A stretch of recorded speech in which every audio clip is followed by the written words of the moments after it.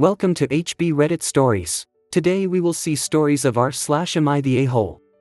Am I the a-hole for refusing to be the designated driver for the new girl of the friend group? I, 33M, met my friend group Laura, 32F, Anthony, 31M, Julie, 28F, when I moved to Paris for my work around 8 years ago. When we go out, here is the deal. I'm the only one with a driver's license, so I'm the DD. I drive and pay for the gas, parking, etc., everything related to the car, in exchange for 1 Coke per passenger. During the night, if needed, I'll go with you to retrieve something in my car, a coat, cigarettes, makeup, cash, etc. When it's time to leave, I'll drive everyone to their place and walk them to their door while the others wait in the car. The problem started a few weeks ago. We were already at the bar. When Marie, 29F, Anthony's new girlfriend, went to take a second or third round, I asked her to take me a Coke, and she asked for my credit card. Before I could say anything, Anthony just said, "Come on, babe, I explained to you how it works. Don't make a scene." She just replied, "Ugh," walked to the bar, and came back with just her drink. I just looked at Anthony, rolled my eyes, ordered myself a Coke, and moved on. Later that night, Laura came to ask for my car keys and not to come. All the girls are going together. Reading between the lines, I understood that it was to get a tampon or a pad from the first aid kit that I always have in my car. Both Laura and Julie know that I have feminine hygiene product in my first aid kit since, in the past 8 years, it has already happened for them to be the ones in need of it. A few minutes later Marie came back charging at me and started to scream that I'm a pervert, why a f-slur have feminine hygiene product in their car, that she was right not to pay me a Coke since I am a creep, a freeloader, and other stuff still in the same tone. She created such a scene that we were all kicked out of the bar. While walking back to my car, Marie kept her act, screaming insults and other names to me while fake crying, so I snapped and told her, "Listen to me *tch, enjoy your ride home, 'cause it will be your first and last one. I won't leave you here to make sure you go home safe only out of respect for your boyfriend, but after that, you can find your own way to and from the club and bar." After that, we all got to the car, and the ride home was very quiet. Fast forward to this weekend. In the group chat, we are planning a night out, the first one since the incident. And Marie, who joined the group chat, asked for my address and gave me hers, so I could drive her home. I just reminded her of what happened a few weeks ago, that I was serious, that I wouldn't drive her home, and that I don't want her at my place at the moment. She called me petty and an a-hole before leaving the chat group. And now the friend group is divided. Anthony said, "I'm staying out of it," while Julie and Laura don't agree if Marie is right or not, so tell me, am I the a-hole? Top comments. Not the a-hole. She behaved horribly. You don't owe her a thing. I am not sure I would have driven her home that first evening, so you're a better person than I am. Not the a-hole. This woman should have apologized to you first. And it sounds like she is way out of control when she starts drinking. It's quite privileged to have someone drive you door to door and let you enjoy drinking. She refused to buy your drink and so loud and insulting that you all got kicked out. That's terrible. Not the a-hole, but are you sure you got those ages right? Why is everyone in your friend group acting like a 12-year-old? Why is Marie even in this friend group? And why are so many period accidents happening so often that you need to carry products in your car? Do none of these women have purses? Not the a-hole, and it's not right of your friends to stay out of it, since it seems extremely obvious that Marie is mistreating you. These people all get a pretty sweet deal out of your generosity, and Marie could realistically mess it up for everyone with her entitled attitude and her inappropriate outbursts. I'm surprised Anthony still wants to date her after watching her treat his friends that way. Next story. Am I the a-hole for announcing my pregnancy at my friend's bridal shower? I, 31F, am a bridesmaid for my friend Abby, 32F. Abby and I are high school friends, and while we've drifted, I was honored to be a bridesmaid. She asked some of our other high school friends, some of which I have seen since college in person. I found out I was pregnant a few weeks ago, but I didn't want to announce it, as I announced my pregnancy last year to family and friends and then had a miscarriage. I was quite surprised I was pregnant again so soon, but me and my boyfriend was happy and we decided to wait until I was further along to announce to be in the safe side. At Abby's bridal shower, her maid of honor got us to play a drinking game. I opted out of drinking obviously, and settled on water and said I had to be up early tomorrow so I couldn't drink. I thought it was fine, until halfway through my high school friend Jane was quite tipsy and offered me a shot, and I said no, I really can't. She pestered me, and said that she would personally wake me up early tomorrow so it would be fine, but I insisted no. She then asked if I was pregnant and I got flustered and said no, but she caught me and said I was a bad liar. She was quite loud and congratulated me and told everyone I was pregnant. I felt really uncomfortable, as I didn't want to disclose this, and it was Abby's day, not mine. Everyone congratulated me there and I brushed it off, thinking people were quite tipsy so they'd probably not even remember tomorrow morning. I wasn't having that much fun as everyone else was drinking, so I opted to leave first and thought it was all fine. I got a text today, 2 days later, from Abby saying she was upset that I announced my pregnancy at her bridal shower. I apologized on text and said I didn't mean for it to come out, but that Jane had announced it. Top comments. Not the a-hole because you didn't announce it. You didn't do anything wrong. Make sure that's clear. Why on earth would you take responsibility for someone else's mistake? Hi Abby, I understand you're upset and I don't blame you. But you seem to not understand exactly what happened. I did not in any way announce my pregnancy at your shower. I would never do that.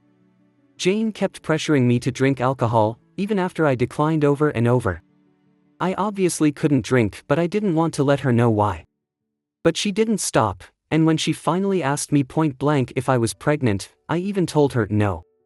I said no specifically because I didn't think it would be appropriate to discuss my pregnancy at your shower with anyone. Hubby and I agreed to wait longer anyway, due to our previous miscarriage. Jane, unfortunately in her tipsy state, decided on her own in that moment to loudly call me a bad liar and announce to everyone in earshot that I was pregnant. She announced it. I did not do that. I was horrified. I had nothing to do with it, I didn't want it, and it made me incredibly uncomfortable. I don't blame you for being upset about this, I also would have been upset. It was totally out of line. But please know that I didn't announce anything and didn't tell anyone that I was pregnant. Jane, tipsy or not, embarrassed me, ruined my opportunity to announce my pregnancy to my friends at a later date as I had originally planned, and managed to upset you at your shower at the same time. I'm personally upset with her. You had this happen at your shower, and now I don't get to announce to my friends in a few weeks like I wanted. I hope you will not try to hold me responsible for actions that Jane took on her own. Again, I'm so sorry that this happened, it was never what I wanted and I am also upset about how it all went down. Not the a-hole.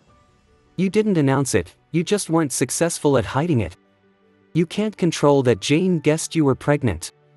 It doesn't sound like Abby had the time/ability at the shower to understand exactly what happened, so I can understand how she was led to the wrong impression that you'd intentionally told someone about your pregnancy.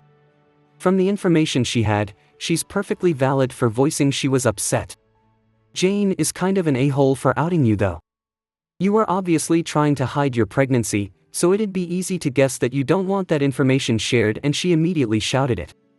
I know alcohol can make people forget how to socialize properly or completely lose the ability to read a room, and I'm sure she just had good intentions that she was excited for you, but that's still a major F up on her part. I think a way it could have maybe been avoided would have been to tell Abby beforehand that you won't/can't be drinking at the shower, so she or the maid of honor could have planned to discreetly intervene with people pressuring you to drink. Not the a-hole, but Jane is. You should have been able to turn down alcohol without getting the 3rd degree. Next story. Am I the a-hole for telling my cousin to stop holding a grudge over something I did when I was 7? I, 17F, have a cousin, Adrienne, 30F, who's always been seen as the black sheep of our family. She's neurodivergent and has a more alternative style.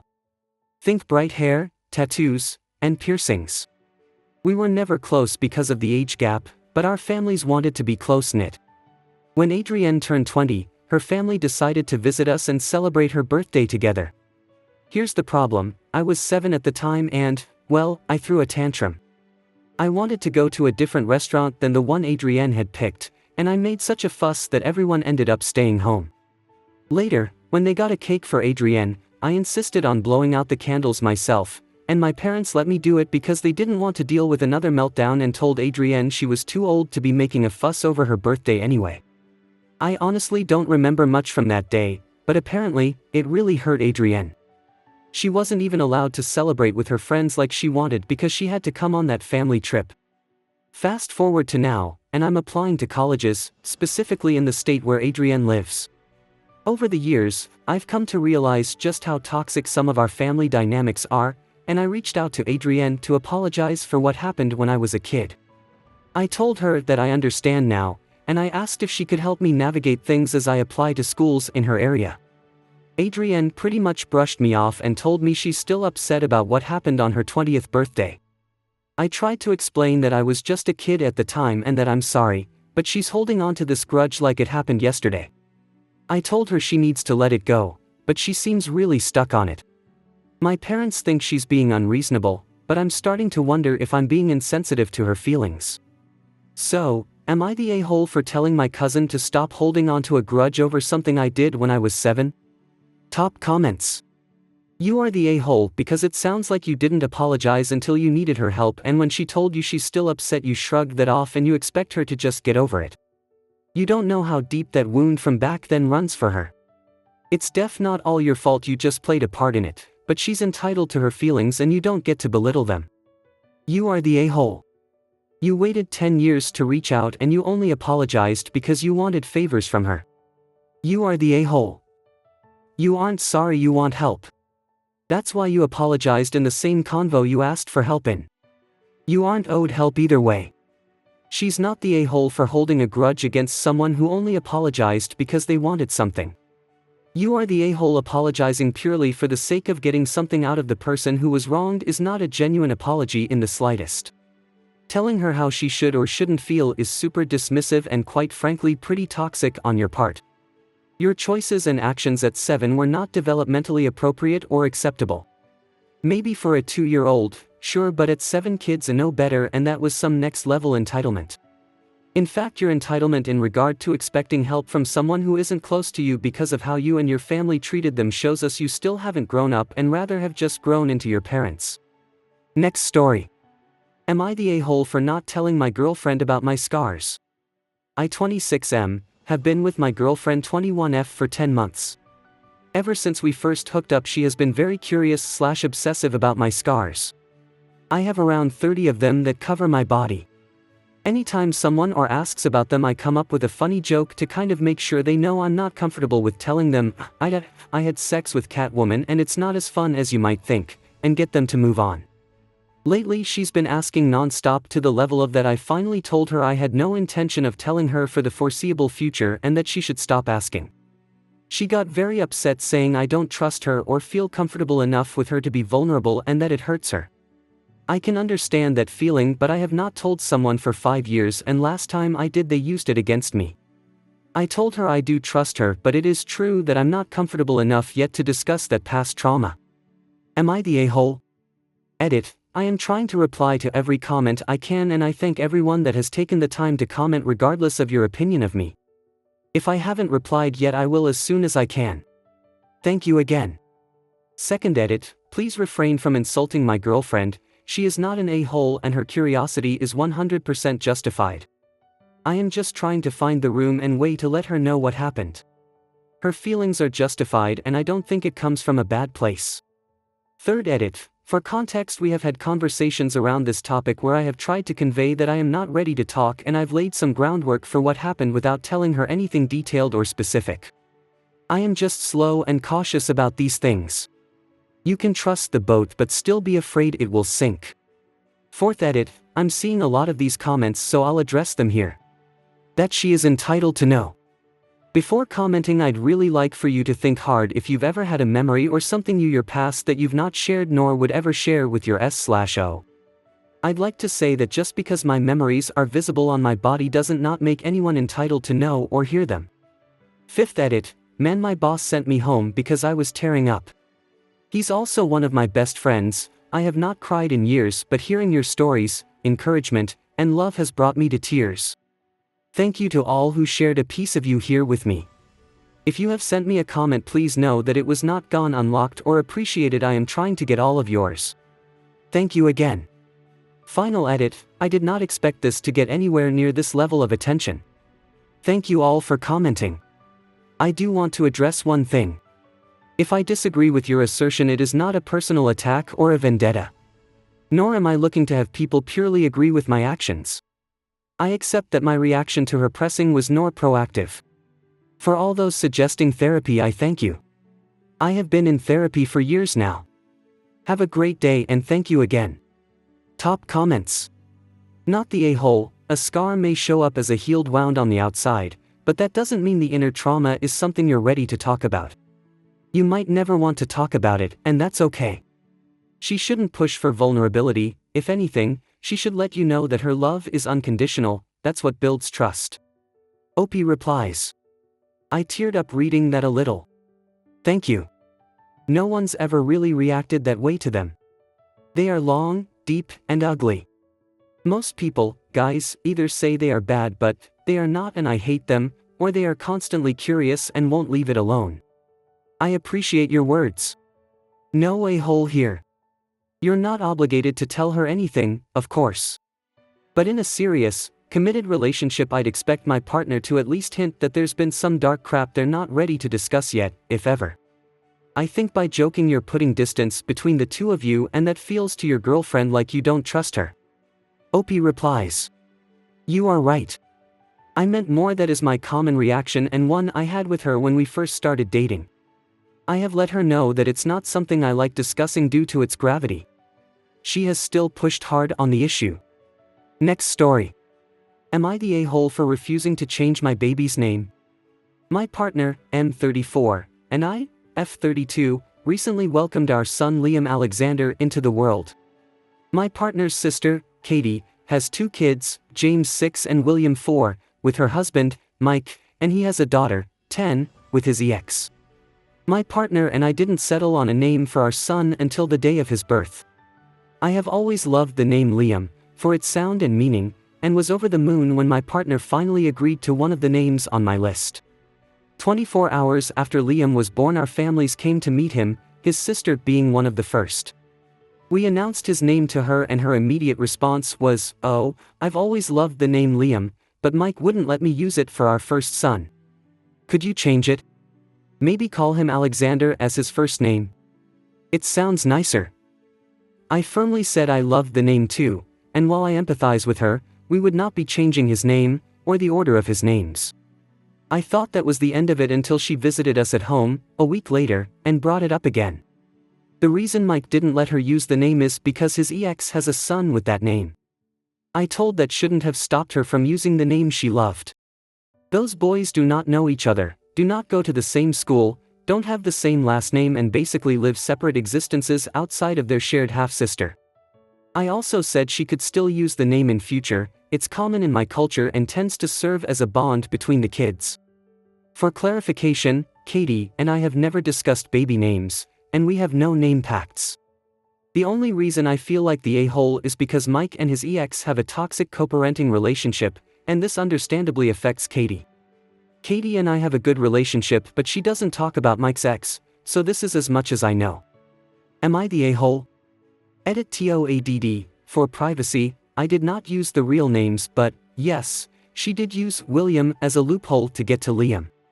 She is not trying to name another child. The real names are the same name in different languages. They intersect, but are still different enough, e.g. Matthew/Mateo or Jose and Joseph. Matthew is Matt and I would call my son Teo for short. So either way, Mike's daughter has 2 brothers with the same nickname at the very least. Sorry for the confusion, my first time posting and postpartum brain couldn't think of other names at the time. My partner is happy with our name choice, but didn't see the big deal with his sister's request. Which made me think my postpartum brain was overreacting and missing something. Thank you for the compassion and congratulations, this put a smile on my face in light of everything. Still reading through all the comments. Top comments. Liam is the Irish Gaelic form of the name William. She already has a son named William, and Liam is one of several common nicknames for William. If she brings this odd idea of you renaming your child again, you need to take her aside and tell her that Liam is your son's name, you aren't going to change it. Tell her you love her, but her refusing to let it drop is concerning and making you uncomfortable. Make it clear the topic is no longer open for discussion. Don't allow her to make up any nicknames for him. That happened with a colleague's mother-in-law who didn't get her choice name for the grandson and so used it as her grandma's special nickname. Colleague and her husband shut that down by always correcting her and implying that she was having memory problems since she couldn't remember her grandson's name. Not the a-hole, but if her husband wouldn't let her name their first son Liam, why would he agree to name another son Liam? Not the a-hole, and hold your ground. Sister-in-law has a lot of irrelevant, to you, drama and history surrounding the name. You don't. Why in the world would you try to make your sister-in-law feel better about this? You named your baby your favorite name. Nothing else actually matters. I hope you guys liked this video. If you did, make sure like, comment, share and subscribe the channel HB Reddit Stories.